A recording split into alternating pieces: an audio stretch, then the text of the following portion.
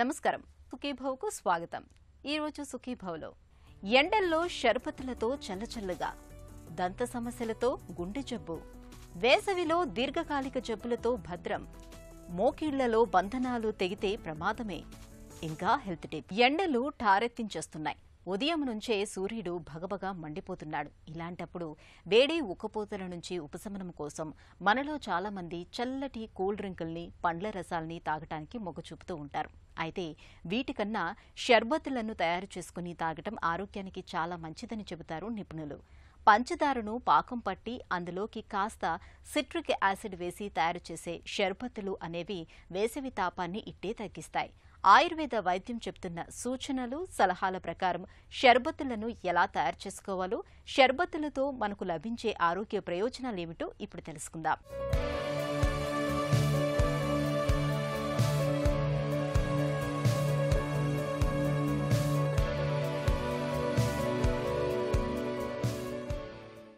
ఎండలు మండిపోయే వేసవిలో నీళ్లు ఎంతగా తాగుతున్నా ఒక పట్టాన మనకు దప్పిక తీరదు. బాటిళ్ల కొద్దీ చల్లటి నీళ్లు తాగుతున్నా దప్పిక నుంచి మనకు ఉపశమనం దొరకదు.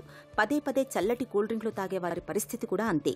ఇలా కూల్ డ్రింక్ తాగి కూర్చున్నారో లేదో అలా మళ్లీ దాహం వేస్తూ ఉంటుంది. కొంతలో కొంత పళ్ల రసాలే ఈ వేసవిలో కాస్త మేలనిపిస్తుంటాయి. అయితే పళ్ల రసాల కంటే కూడా ఎండాకాలంలో షర్బతులను తీసుకోవడం మన ఆరోగ్యానికి చాలా మంచిదని చెబుతుంది ఆయుర్వేదం. రకరకాల వనమూలికల్ని నీటిలో ఉడికించి ఆపై చక్కెర పాకంతో రంగరించి తయారు చేసే షర్బతులు వేసవిలో మనకు చలవదనాన్ని అందించడంతో పాటు డీహైడ్రేషన్, వడదెబ్బ వంటి ఇక్కట్లను దూరంగా ఉంచుతాయని చెబుతారు ఆయుర్వేద నిపుణులు. వేసవి కాలంలో ఆరోగ్య రక్షణకి ఉపయోగపడేటువంటి కొన్ని పానీయాలు తయారు చేసుకోవచ్చు. అంటే మనకి మామూలుగా ఎండాకాలం రాగానే ఏదో కూల్ డ్రింక్స్ రెడీగా దొరికేటువంటి వాళ్ళు అయితే ప్రిజర్వ్డ్ జ్యూసెస్ అవి తీసుకుంటూ ఉంటారు. అవి అనవసరంగా ఆరోగ్య సమస్యలు తెచ్చేటువంటి పదార్థాలు అవి ఉంటాయి. ఎందుకంటే వాటిలో ఉండే ప్రిజర్వేటివ్స్ కానివ్వండి, ఎక్కువగా ఉండేటువంటి చక్కెర పదార్థం కానీ, అందులో నిజానికి పోషక విలువ కూడా ఏమీ ఉండదు. అలా కాకుండా మనం ఇంటి దగ్గరే ఆరోగ్యాన్ని రక్షిస్తూ ఎండవేడిని భరించాల్సినటువంటి అవసరం లేకుండా ఉండేలాగా చక్కటి షర్బత్ లాంటివి తయారు చేసుకోవచ్చు. అందులో ముఖ్యంగా ఏంటంటే ఈ వేసవిలో ఆరోగ్య రక్షణకి, జీర్ణశక్తి బాగుండడానికి కూడా మజ్జిగ చాలా బాగా ఉపయోగపడుతుంది.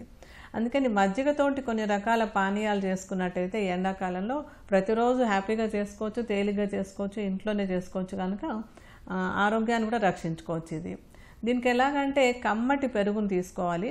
కమ్మటి పెరుగు 1 కప్పు పెరుగు తీసుకున్నట్టయితే దాంట్లో 3 కప్పులు నీళ్లు కలుపుకొని బాగా చిలకాలి. ఆ చిలికిన దాంట్లో ఏంటంటే మనం 2 రకాలుగా చేసుకోవచ్చు. ఒక దాంట్లో ఏంటంటే కొంచెం జీర్ణశక్తిని పెంపొందించి వడదెబ్బ తగలకుండా ఉండేలాంటి విధానాలు చేసుకోవడానికి అందులో కొత్తిమీర రసము, పుదీనా రసము, కొంచెం కరివేపాకు ముక్కలు, సైంధవ లవణము వీటిని అందులో కలిపేసుకొని అవకాశం ఉన్నటువంటి వాళ్ళు చక్కగా ఒక కుండలో పోసి పెట్టుంచేసుకుని బాగా చల్లబడ్డ తర్వాత పొద్దున సాయంత్రం 2 పూట్ల చక్కగా ఒక గ్లాస్ చొప్పున ఈ పానీయాన్ని తీసుకుంటూ ఉంటే శరీరానికి నిస్త్రాణ ఉండదు, ఎండాకాలంలో వచ్చేటువంటి నీరసం ఉండదు, వడదెబ్బ తగిలే అవకాశం కూడా లేకుండా ఆరోగ్యంగా ఉండడానికి, బలంగా ఉండడానికి ఈ పానీయం ఉపయోగపడుతుంది.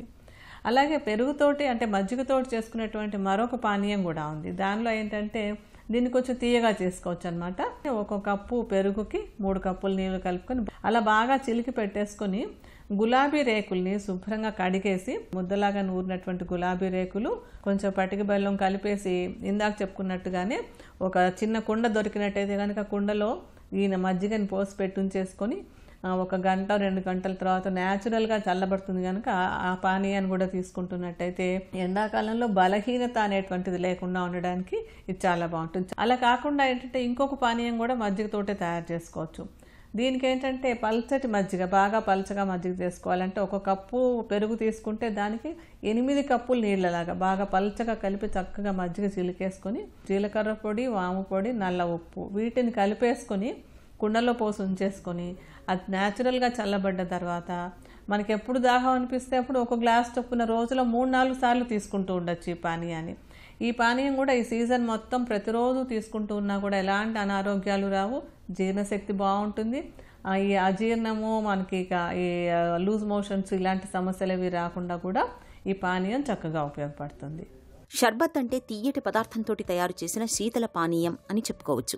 రకరకాలైన వనమూలికలు, ద్రవ్యాలతోటి తయారు చేసుకున్న షర్బత్లను ఏడాది పొడవునా నిల్వ ఉంచుకుని వాడుకోవచ్చు. వేసవిలో మనం ముఖ్యంగా 5-6 రకాల షర్బత్లను తయారు చేసుకుని వాడుకోవచ్చు. అలాంటి వాటిలో తాటి ముంజల షర్బత్తును ముందుగా చెప్పుకోవచ్చు. ఈ సీజన్లో పుష్కలంగా దొరికే తాటి ముంజల్ని గుజ్జుగా చేసి 1 కప్పు పాలు, కొంచెం పంచదార పాకం కలుపుకొని నిత్యం తాగుతుంటే వేసవి హాయిగా గడిచిపోతుంది. వేడి, ఉక్కపోతల నుంచి ఉపశమనం దొరకడంతో పాటు మూత్రనాళ ఇన్ఫెక్షన్ల వంటివి బాధించకుండా ఉంటాయి. ఈ పానీయాల్లో మజ్జిగతోటే కాకుండా మనం రకరకాల ఆయుర్వేద మూలికలతో కూడా కొన్ని పానీయాలు తయారు చేసుకొని రోజు వాడుకోవచ్చు అనమాట. అలాగా ఈ ఎండాకాలంలో మనకి బాగా ఉపయోగపడేటువంటిది ఒకటి సుగంధి పాల ఎండాకాలంలో బాగా చలవ చేస్తుంది. అంటే ఈ కాలంలో కొంచెం రక్త సంబంధమైన అనారోగ్యాలు కొంచెం వచ్చేటువంటి అవకాశం ఉంటుంది అన్నమాట. అంటే చర్మం మీద ఆ లక్షణాలన్నీ కనపడుతూ ఉంటాయి.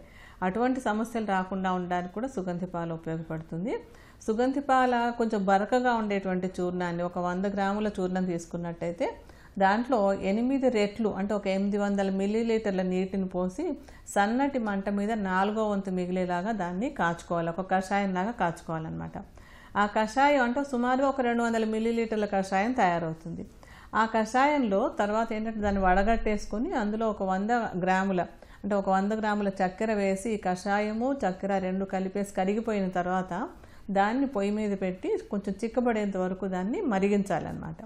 అలా మరిగినటువంటి దాన్ని చల్లారాక ఒక సీసాలో పోసి ఉంచుకొని ప్రతిరోజు, అంటే ఈ ఎండాకాలంలో సుమారుగా ఒక 2 చెంచాల ఈ పానీయాల్లో 1 కప్పు నీళ్లు కలిపేసుకొని ప్రతిరోజు, అంటే చల్లటి నీళ్లు కలుపుకొని రోజు ఒక పానీయంలాగా తీసుకుంటూ ఉన్నట్టయితే కనుక ఎండాకాలంలో ఒంటికి చలవ చేస్తుంది, ఒంటికి బలాన్ని ఇస్తుంది. ఇది ఒక మంచి రసాయనం కూడాను. అలాగే చర్మ సంబంధమైనటువంటి సమస్యలు రాకుండా కూడా ఈ సుగంధి పాలతో తయారు చేసుకునేటువంటి పానీయం చాలా చక్కగా ఉపయోగపడుతుంది. అలాగే ఇదే విధంగా మనం వట్టివేళ్లతో కూడా తయారు చేసుకోవచ్చు. వట్టివేళ్ల చూర్ణం కూడా కొంచెం బరకగా ఉంటే మంచిది. లేదంటే వట్టివేళ్లని సన్నటి ముక్కల్లాగా తరిగేసి కూడా వేసుకోవచ్చు. చిన్న చిన్న ముక్కల్లాగా తరిగేసుకొని ఒక 100 గ్రాముల వట్టివేళ్ళని తీసుకున్నట్టయితే కనుక అందులో 800 మిల్లీలీటర్ల నీటిని పోసి దాన్ని సన్నటి మంట మీద మళ్ళీ 4వ వంతు మిగిలేలాగా బాగా కాచుకోవాలి. ఆ కాచుకున్నటువంటి దాన్ని వడగట్టేసి ఆ కషాయంలో 100 గ్రాముల చక్కెర కలిపేసుకొని, లేదంటే కుదిరితే పటిక బెల్లం కానీ చక్కెర కానీ వేసి దాన్ని సన్నటి మంట మీద కొంచెం చిక్కపడి సన్నగా పాకంలాగా అయ్యేంత వరకు దాన్ని మరిగించుకోవాలి. ఈ పానీయాన్ని కూడా చల్లారిపోయిన తర్వాత దాన్ని ఒక సీసాలో పోసి ఉంచేసుకోవచ్చు. ఈ సీజన్ మొత్తం వాడుకోవచ్చు దాన్ని. అయితే కొంచెం చక్కెర వేసి చేస్తాం కనుక మధుమేహంతో బాధపడుతున్నటువంటి వాళ్ళు మాత్రం దీన్ని తీసుకోకపోవడం మంచిది. అలాగే మనకి షడంగ పానీయ చూర్ణం అని దొరుకుతుంది, రెడీగా కూడా దొరుకుతూ ఉంటుంది. లేదా ఇంట్లో కూడా చేసుకుంటూ ఉండొచ్చు దాన్ని. అంటే ఒక 6 మూలికలు ఉంటాయి, అన్నీ దొరికితే అన్నీ వేసుకోవచ్చు, లేకపోతే దొరికిన కూడా వాడుకోవచ్చు అన్నమాట. అందులో ఏమేంటంటే సొంఠి, వట్టివేళ్ళు, చందనం, ఖర్జూరాలు, పర్పాటకం, కురువేరు, ఇలా 6 మూలికలు అన్ని సమానంగా కలిపి చేసినటువంటి చూర్ణాన్ని షడంగ పానీయ చూర్ణం అంటారు. ప్రస్తుతం ఏంటంటే ఇది బాగా పాపులర్ అవడం వల్ల మనకి ఆయుర్వేద మందుల షాపులో కూడా దొరుకుతూ ఉంటుంది. లేదా ఈ మూలికలు 6 మీకు ఏ దొరికితే అవి తీసుకొచ్చి సమాన భాగంలో చూర్ణాలు చేసుకొని ఆ చూర్ణాలని మంచి తేమ తడి ఏమీ లేనటువంటి ఒక గాజు బాటిల్లో దాన్ని జాగ్రత్త పెట్టుకుని ఉంచుకోవచ్చు. ఈ చూర్ణాన్ని ఏం చేస్తారంటే తాగేటువంటి నీళ్ళల్లో, అంటే ఒక కుండ నీళ్లు మీరు పెట్టుకుంటూ ఉంటే అందులో ఒక గరిటెడు చూర్ణం వేసేసి పొద్దున్న అందులో పెట్టుంచేస్తే సాయంత్రం దాకా అలా ఉండనిచ్చి సాయంత్రం నుంచి ఆ నీటిని తాగుతూ ఉండొచ్చు.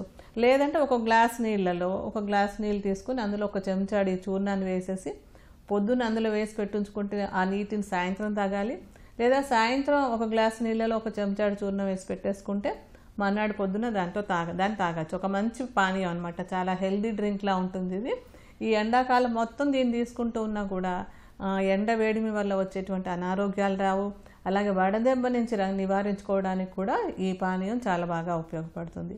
ఇలా మంచి ఆరోగ్యకరమైనటువంటి షర్బత్లు లేదా పానీయాలను ఇంట్లో తయారు చేసుకుని ఈ సీజన్ అంతా వాడుకుంటూ ఆరోగ్యాన్ని రక్షించుకోవచ్చు. పుదీనాతో తయారు చేసుకునే షర్బత్ ఆరోగ్యానికి చాలా మంచిది, చలవ చేస్తుంది. ఒంట్లో వేడిని, అజీర్తి, గ్యాస్, గొంతు నొప్పి వంటి సమస్యల్ని బాగా తగ్గిస్తుంది. వేసవిలో పెద్దలకు, పిల్లలకు నిత్యం పుదీనా షర్బత్తును అందిస్తూ ఉంటే వారి ఆరోగ్యం చక్కగా ఉంటుంది. అలాగే ఈ సీజన్లో బాగా దొరికే మామిడికాయల్ని కూడా మన షర్బత్తుగా చేసుకుని వాడుకుంటే మంచిది. మామిడితో తయారు చేసుకునే షర్బత్ మనకు vitamin C, beta carotene, folic acid వంటి కీలకమైన పోషకాలని అందిస్తుంది. సుగంధి పాలుగా పిలుచుకునే నన్నారి షర్బత్ ఎండాకాలంలో మనకు దప్పిక నుంచి మంచి ఉపశమనం కలిగిస్తుంది. వడదెబ్బ, డీహైడ్రేషన్, తలతిప్పుడు వంటి సమస్యలు రాకుండా కాపాడుతుంది. ముఖ్యంగా షుగర్తో బాధపడే వాళ్లకు నన్నారి షర్బత్ ఈ వేసవిలో చాలా మంచిది. హెల్త్ న్యూస్ మీకోసం. దంత సమస్యలకు గుండె జబ్బుకు సంబంధం ఉందా అంటే అవుననే సమాధానం చెప్తున్నారు పరిశోధకులు. దంతాల సమస్యకు హృద్రోగానికి దగ్గర సంబంధం ఉందని చెప్పేందుకు మరో బలమైన సాక్ష్యాన్ని ప్రపంచం ముందు పెట్టారు జపాన్కు చెందిన శాస్త్రవేత్తలు. చిగురు వాపు, నోటిపూత, పుచ్చిన దంతాలు ఇలా కారణాలేవైనా కావచ్చు. కానీ అక్కడ ఆవాసం ఏర్పరుచుకునే బ్యాక్టీరియా నేరుగా గుండె నాళాల్లోకి ప్రవేశించి గుండె జబ్బును తెచ్చిపెడుతున్నట్లు పరిశోధకులు తమ అధ్యయనంలో గుర్తించారు. ఈ మధ్య జపాన్లోని హిరోషియా యూనివర్సిటీకి చెందిన శాస్త్రవేత్తలు గుండె అవసరానికన్నా వేగంగా కొట్టుకునే ఏట్రియల్ ఫిబ్రిలేషన్ సమస్యతో బాధపడుతున్న 288 రోగుల్ని పరిశోధనకు ఎంచుకున్నారు. వీళ్లందరికీ చిగురువాపు సమస్య కూడా ఉంది. వీళ్లందరూ హృద్రోగానికి సర్జరీ కూడా చేయించుకున్నారు. అలా ఆపరేషన్ చేయించుకున్న 91 మంది 3 నెలల తర్వాత తమ చిగురువాపు సమస్యకు కూడా చికిత్స తీసుకున్నారు. వీళ్లందరినీ 2 ఏళ్ల తర్వాత మళ్లీ పరిశీలించారు. ఆ రోగుల్లో 24% మందికి హృద్రోగ సమస్య మళ్లీ తిరగబెట్టినట్లు తేలింది. వాళ్లల్లో 90% మంది తీవ్ర చిగురువాపు ఉన్నా సరే దాన్ని నిర్లక్ష్యం చేసినట్లు పరిశీలనలో తేలింది. అదే చిగురువాపు సమస్యకు చికిత్స తీసుకున్న వారిలో 60% మంది హృద్రోగాన్ని పూర్తిగా జయించినట్లు శాస్త్రవేత్తలు తమ పరిశీలనలో గుర్తించారు. ఈ ఫలితాలను బట్టి చిగురువాపు సమస్యకు హృద్రోగులకు మధ్య ఉన్న సంబంధం మరోసారి రుజువైందని పరిశోధకులు అంటున్నారు. ఈ నేపథ్యంలో నోటి శుభ్రత, దంతధావనం విషయంలో తగిన జాగ్రత్తలు తీసుకోవాలని, రోజుకి 2 సార్లు దంతాల్ని శుభ్రం చేసుకోవడం మరీ మంచిదని పరిశోధకులు సూచిస్తున్నారు.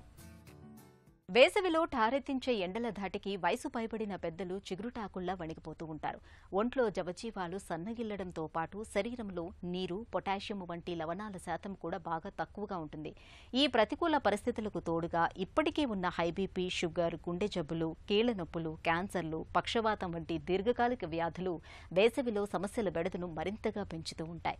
ఈ నేపథ్యంలో వేసవి సీజన్ ముగిసే వరకు దీర్ఘకాలిక జబ్బులతో బాధపడే వృద్ధులు జీవనశైలిలో ఎలాంటి జాగ్రత్తలు తీసుకోవాలో ఇప్పుడు తెలుసుకుందాం. వేసవి సీజన్ అనేది మామూలుగా పర్సన్స్కి ఈ డిహైడ్రేషన్, సన్ స్ట్రోక్, తర్వాత ఎగ్జాషన్, ఇడిక్రామ్స్ వీటి ద్వారా ఎక్కువ ఎఫెక్ట్ అవుతుంటుంది. దీర్ఘకాలికంగా వ్యాధులతో బాధపడే వాళ్ళు అవి కిడ్నీ డిసీజ్ కానివ్వండి, హార్ట్ కానివ్వండి, లివర్ డిసీజ్ కానివ్వండి, క్యాన్సర్స్ కానివ్వండి, తర్వాత సైకాట్రిక్ డిసీజెస్లో మెడిసిన్ తీసుకునే వాళ్ళు కానివ్వండి, వృద్ధులలో, పిల్లలు, ఇవి వాళ్ళు ఎక్కువగా మనకి తొందరగా ఈ వేసవి సంబంధించినటువంటి ఆరోగ్య సమస్యలు ఎక్కువ వాళ్ళు గురయ్యే అవకాశాలు ఉంటాయి. ఎందుకనంటే వాళ్ళకి ఆల్రెడీ నిరోధక శక్తి తక్కువ ఉండటము, తర్వాత వాళ్ళు వాడే మెడిసిన్స్ కూడా డిహైడ్రేషన్కి కొన్ని మందులు, డిహైడ్రేషన్ కలిగేసే మందులు ఉంటాయి. అంటే బాడీలో వాటర్ బయటికి పంపించే ఉండటం వల్ల డిహైడ్రేషన్ వస్తుంటుంది. ఈ వాతావరణం ద్వారా వచ్చే డిహైడ్రేషనే కాకుండా మెడిసిన్ ద్వారా వచ్చే డిహైడ్రేషన్ వల్ల కూడా వాళ్ళు ఫర్దర్గా హెల్త్ ప్రాబ్లం అయ్యి వచ్చే అవకాశాలు ఉంటాయి. వాళ్ళు డాక్టర్ల సలహా మేరకి డోస్ అడ్జస్ట్మెంట్ చేయటము, వాళ్ళు ఈ సమ్మర్లో బయటికి వెళ్ళకుండా ఉండటం, ఎర్లీ అవర్స్లో కానివ్వండి, ఈవినింగ్ 4-5 తర్వాత బయటికి వెళ్ళటం చేస్తుండాలి. అదేవిధంగా సఫిషియంట్ వాటర్, హైడ్రేటెడ్ అంటే బాడీని హైడ్రేట్ చేస్తుండాలి. గంటకోసారి దాహం లేకున్నా కూడా వాటర్ తీసుకోవటము, మధ్యలో లెమన్ వాటర్ కానివ్వండి, మజ్జిగ కానివ్వండి, తర్వాత కోకోనట్ వాటర్ తీసుకోవటం ద్వారా మనకి వాటర్తో పాటు ఎలక్ట్రోలైట్ ఇంబ్యాలెన్స్ని కూడా మనం సరి చేసుకోవచ్చు. ఈ సైకాట్రిక్ పేషెంట్లో హిప్నోటిక్స్ అని డ్రగ్స్, సెడేటివ్స్ కొన్ని వాడుతుంటారు. వీటిల్లో ఏమవుతుంటుందంటే బాడీ టెంపరేచర్ అనేది పెరుగుతుంటుంది. ఈ స్కిన్ కూడా పొరిబారి ఉంటుంది. వీళ్ళలో కూడా ఆల్రెడీ డిహైడ్రేషన్లో బాడీ టెంపరేచర్ అధికంగా ఉండి ఈ ఫర్దర్ కూడా మళ్ళీ డ్యామేజ్ చేస్తుంటాయి. కాబట్టి డాక్టర్ సలహా మేరకి వాటిలో డోస్ అనేది అడ్జస్ట్ చేసుకుంటూ డాక్టర్ పర్యవేక్షణలో మందులు వాడుతూ ఈ వేసవి సంబంధించినటువంటి ఈ సమస్య నుంచి మనం కాపాడుకోవచ్చు. బస్సు ఎక్కుతూ జారిపడ్డప్పుడు, పరిగెడుతూ కింద పడ్డప్పుడు, ఏవైనా ఆటలాడుతున్నప్పుడు మనకు తెలియకుండానే మోకాళ్లలో గాయాలవుతూ ఉంటాయి. చిన్న దెబ్బలే కదా అని చాలా సందర్భాల్లో మనం వాటిని పెద్దగా పట్టించుకోం. అయితే అవి చిన్న దెబ్బలే కావచ్చు, కానీ వాటి మూలంగా మోకాళ్లలోని లెగమెంట్లు కూడా దెబ్బతినే అవకాశం ఉంటుంది. ఒక్కోసారి పెద్ద మొత్తంలో లెగమెంట్లకు గాయాలవుతూ ఉంటాయి. ఇలాంటి లిగమెంట్ గాయాలను నిర్లక్ష్యం చేస్తే అవి క్రమంగా పాడైపోయే అవకాశం ఉంటుంది. మోకాళ్లలో బంధనాల వంటి లెగమెంట్లకు అయ్యే గాయాలు ఎలా ఉంటాయో, మల్టీ లెగమెంట్ ఇంజురీస్కు ఎలాంటి చికిత్స తీసుకోవాలో డాక్టర్ని అడిగి ఇప్పుడు తెలుసుకుందాం.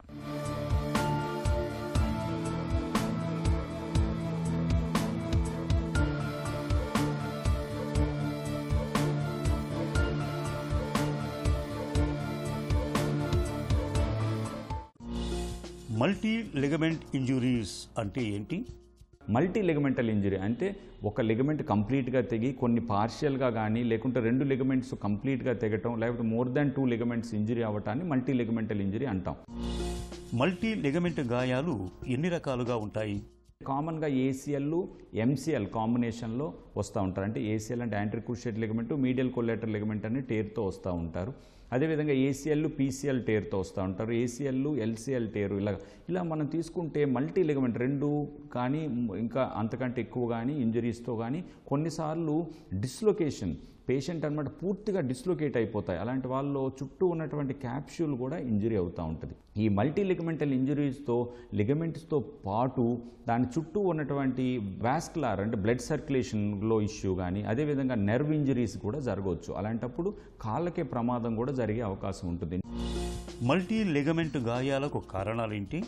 ఈ లిగమెంట్ అనేవి ఏ కండిషన్స్లో ఈ ఇష్యూస్ వస్తాయంటే నార్మల్గా స్పోర్ట్స్ ఇంజరీస్, స్పోర్ట్స్లో కాంటాక్ట్ స్పోర్ట్స్ తీసుకోవచ్చు, నాన్ కాంటాక్ట్ స్పోర్ట్స్ తీసుకోవచ్చు. లైక్ ఫుట్బాల్ కానీ స్కీయింగ్ కానీ సాకర్ కానీ లైక్ ఎక్కువగా జంప్ చేసే ఉన్నటువంటి బాస్కెట్బాల్ ఇట్లాంటి వాటిలో కామన్గా ఈ లిగమెంట్ ఇంజరీస్ అవుతూ ఉంటాయి. అదేవిధంగా రోడ్ ట్రాఫిక్ యాక్సిడెంట్స్లో కూడా సర్వసాధారణమైనటువంటి ఇంజరీ కింద ఇప్పుడు మనం పరిగణించవచ్చు.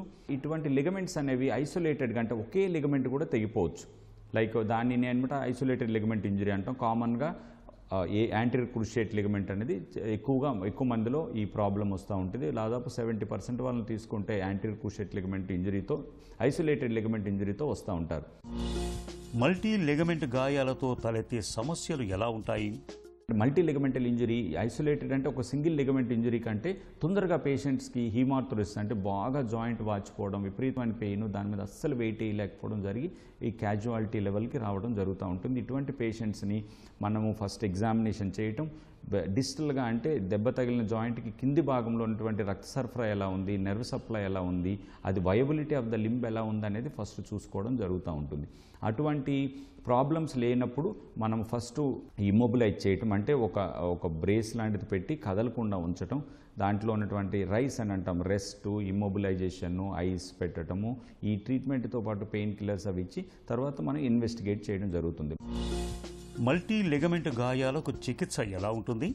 మల్టీ లిగమెంటల్ ఇంజరీ ఇన్వెస్టిగేషన్స్ అంటే ఫస్ట్ ఎక్స్రే తీసి పేషెంట్కి ఏ ఫ్రాక్చర్స్ లేవని మనం నిర్ధారించుకున్నాక ఎంఆర్ఐ స్కాన్ చేస్తాం.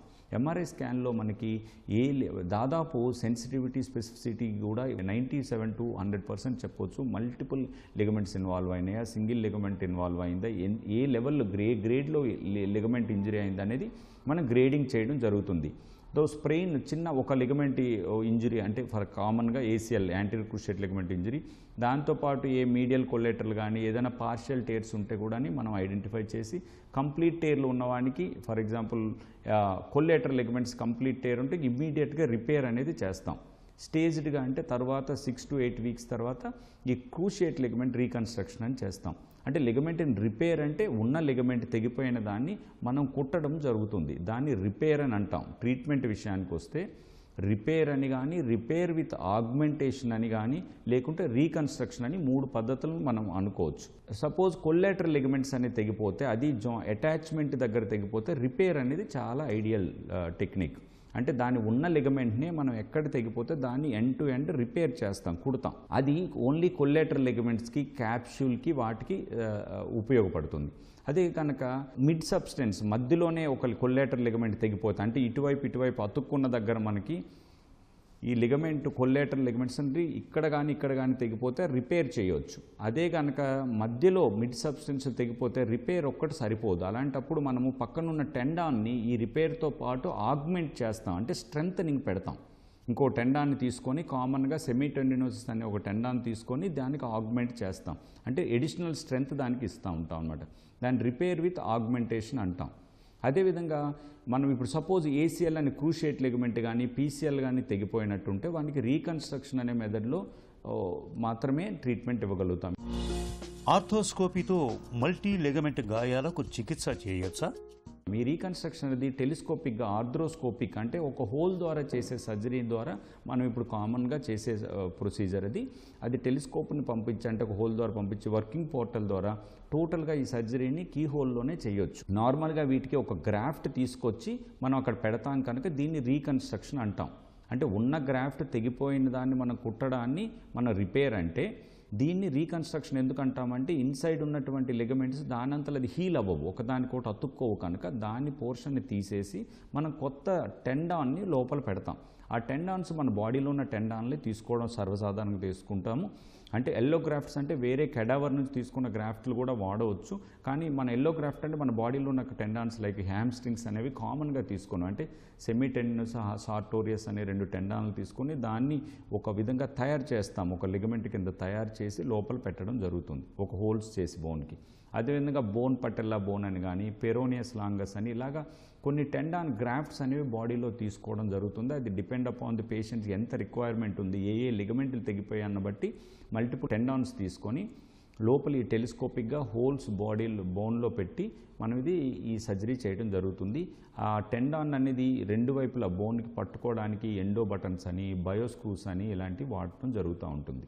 ఇది కన్వెన్షనల్గా అంటే ఓపెన్ చేసే సర్జరీ ద్వారా ఇది చేసే పద్ధతి కాదు. ఈ క్రూషియేట్ లిగమెంట్ రీకన్స్ట్రక్షన్ అనేది టెలిస్కోపిక్గా మాత్రమే చేయగలుగుతుంటాం.